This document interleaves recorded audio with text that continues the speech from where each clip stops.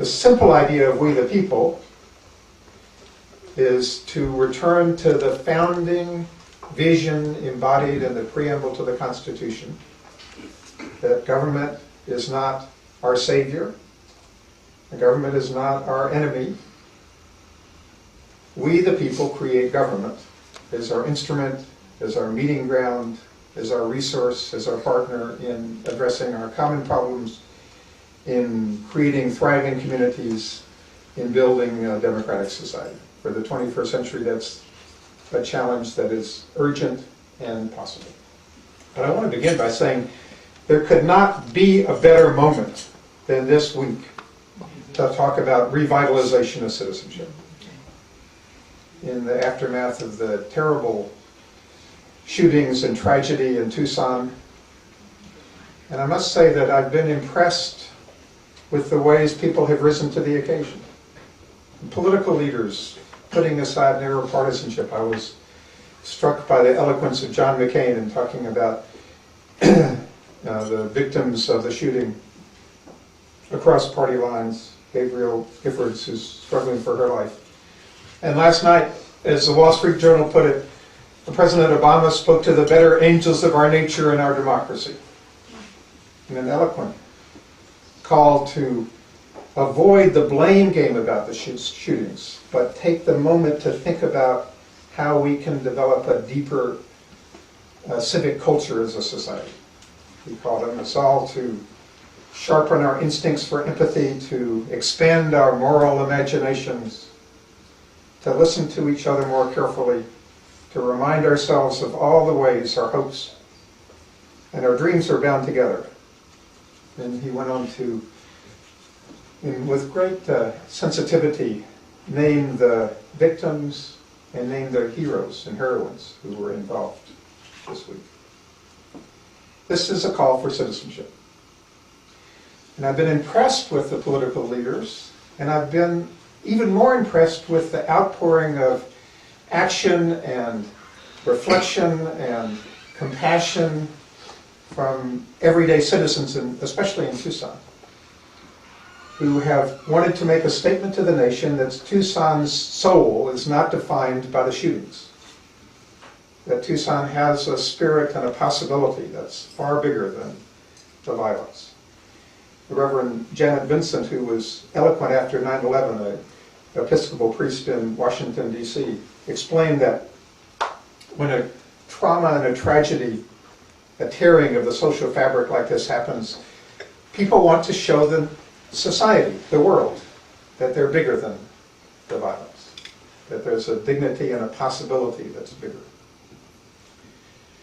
All of this points towards a call for citizenship, and I would say, yeah, the reason why launching a citizenship movement tonight in Minnesota is appropriate is that this comes before the Martin Luther King weekend, the holiday weekend.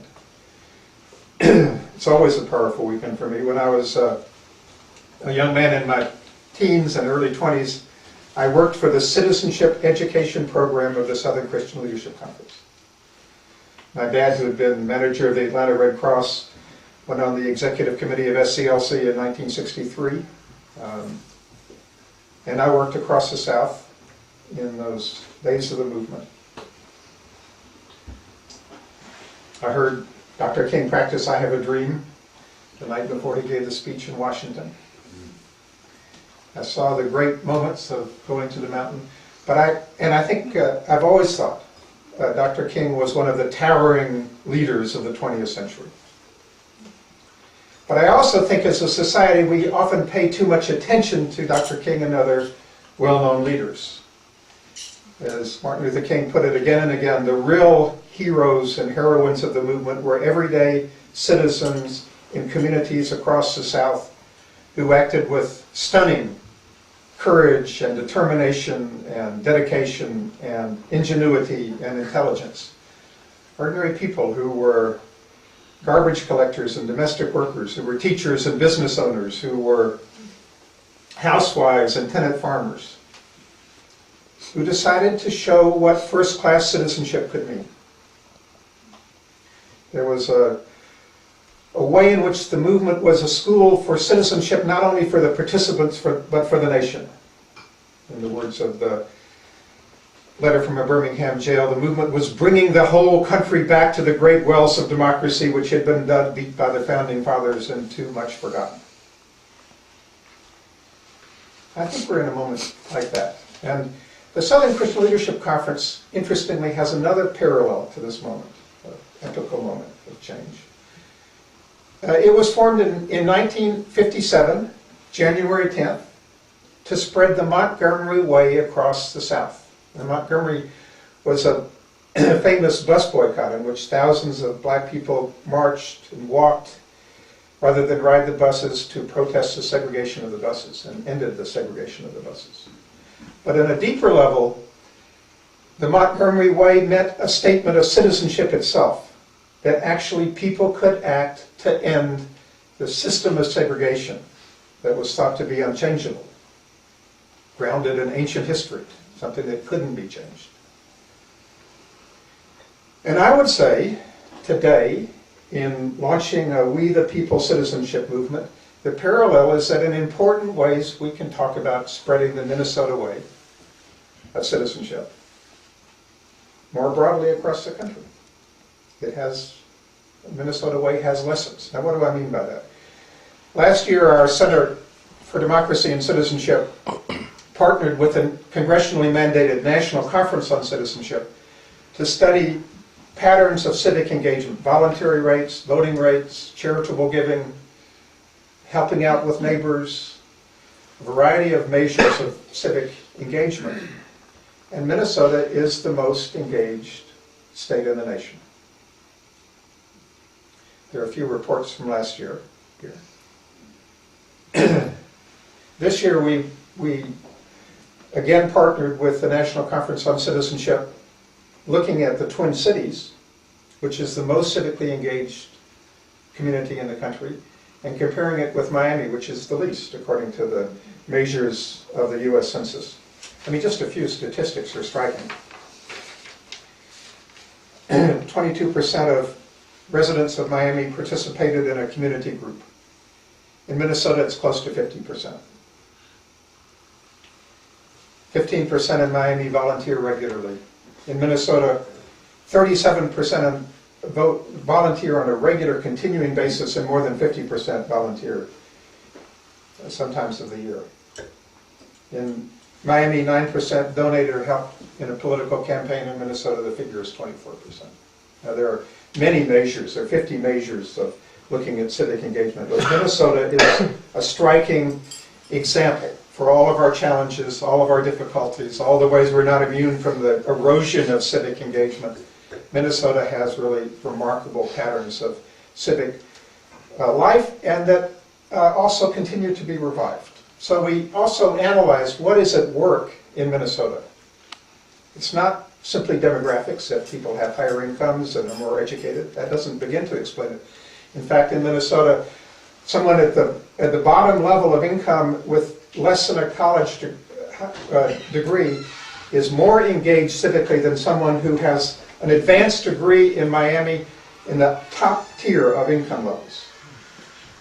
And similarly, while government works in Minnesota, as I'll describe, government alone doesn't begin to explain the larger culture. So what we concluded is that there's a culture of civic empowerment in the Twin Cities that has three ingredients. The first is that Minnesotans and people in the Twin Cities and the suburbs continue to believe that actually citizens need to be at the center of public problem solving, the work of making healthy communities. In important ways, Minnesotans believe, in the words of Thomas Jefferson, that the only safe repository of the ultimate powers of the republic are the people themselves.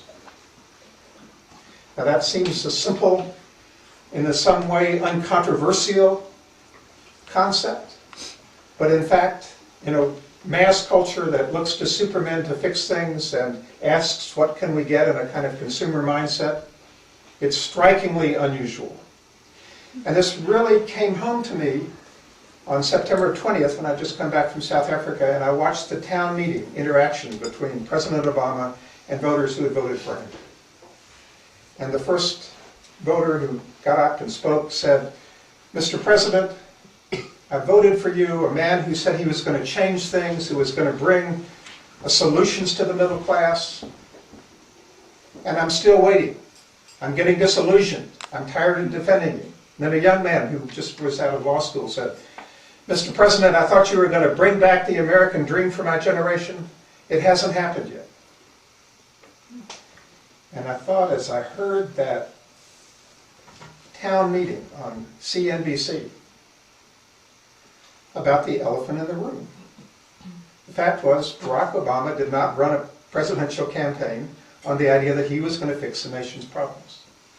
Every speech he said, "I can do only so much as president. We need a rebirth of citizenship. We need all hands on deck." Now, in that night, he gamely said all the things he had done. The media, after the town meeting, said he didn't explain enough what he had done. But I kept thinking, this is really a statement about the whole culture.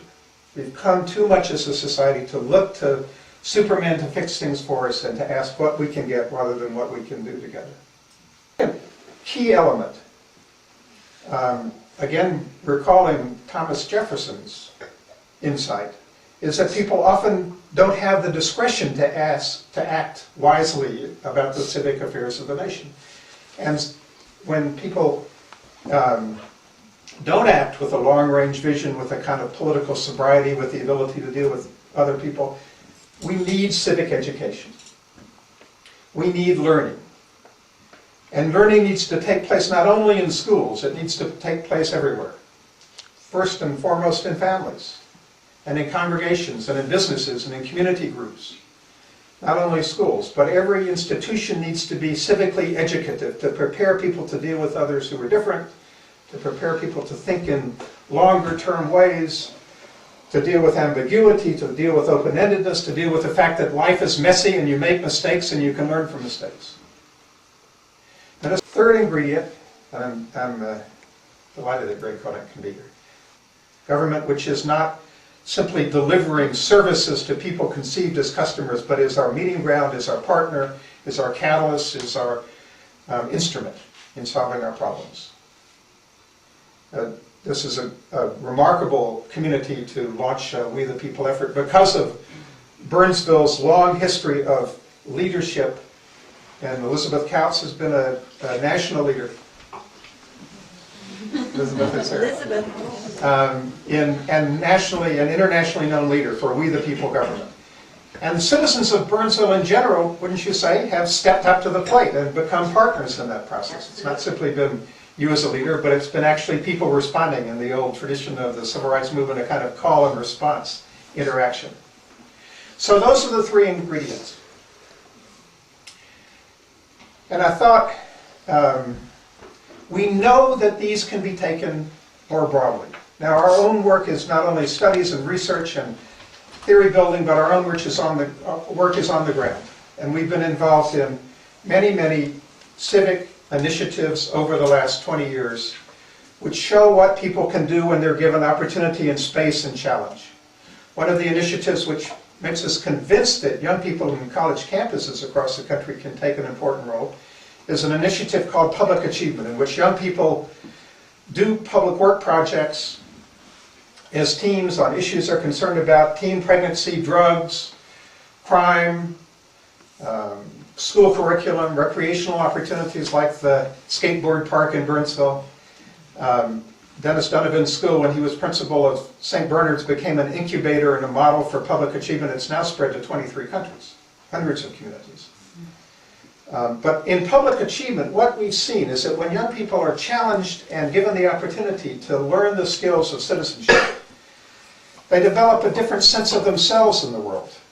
They develop a dignity and confidence and a skill and a public poise. They develop a sense of themselves as citizens. And this impacts the chemistry of politics. We had a very strong example of that in 1999 when then elected Jesse Ventura, as governor, met with 8 schools and public achievement teams and college coaches who were working with them.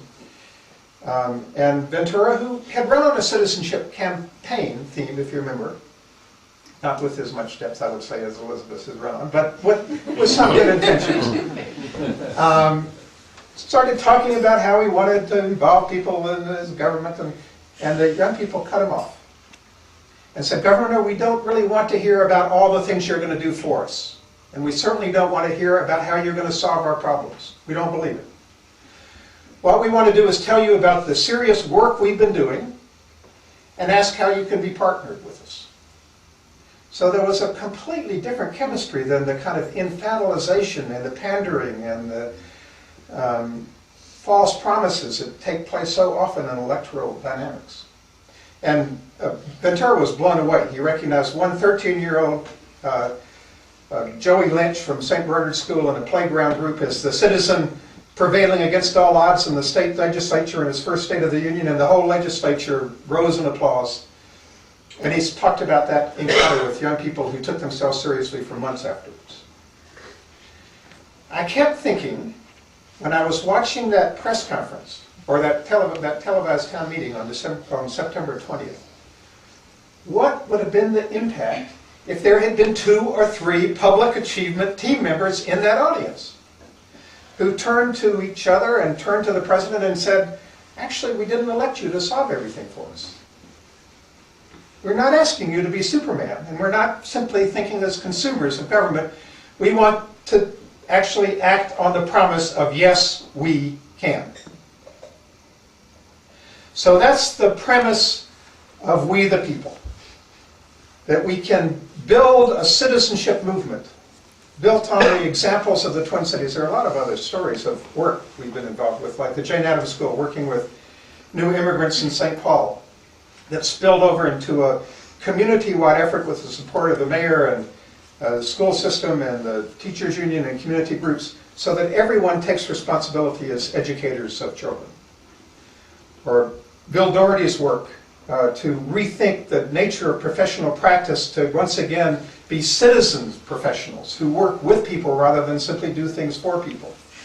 Or our Warrior to Citizen work, which has worked across the state about the integration of veterans coming back as citizens, not as victims, not as people you feel sorry for, but it's actually full of talent and knowledge and insight and experience that can contribute to the civic life of communities. Or our work with athletes at the University of Minnesota and other places, to think about their role as citizen athletes who have, because of their visibility and the way young people look up to them, a particular responsibility to take themselves seriously. So we are convinced that there are many, many things that the Twin Cities in Minnesota has to contribute to a citizenship movement.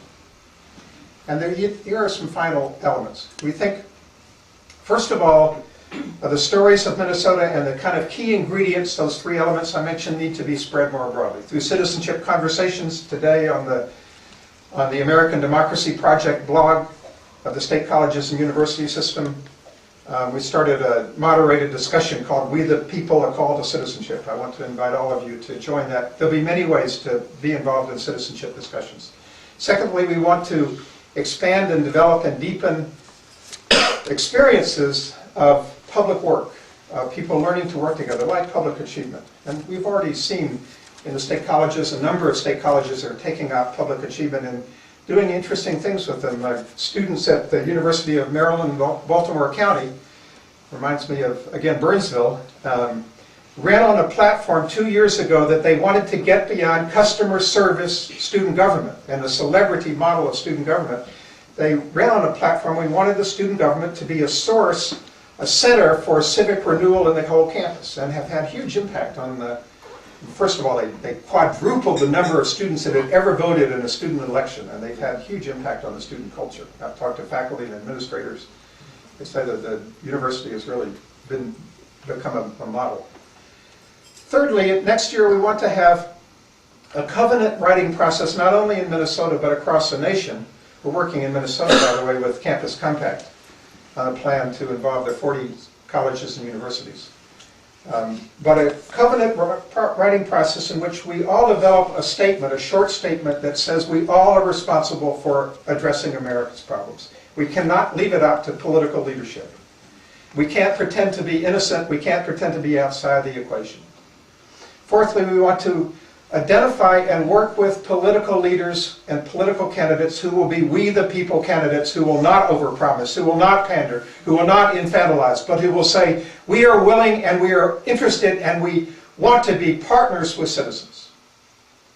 And finally, we want to prepare the ground for candidate forums and interactions in 2012, like we remember the Jesse Ventura Forum in 1999. So that if candidates overpromise, citizens challenge them. If citizens start whining about how we're not having all of our needs met, politicians challenge the citizens and say we all have to think bigger and be bigger and remember the founding premise of our Constitution, we the people government. So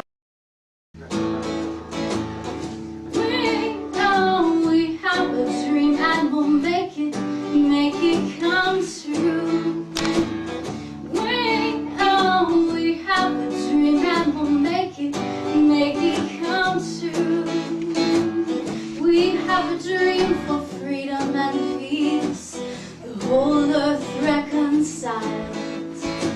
So color my world with love. I wanna live with arms open wide.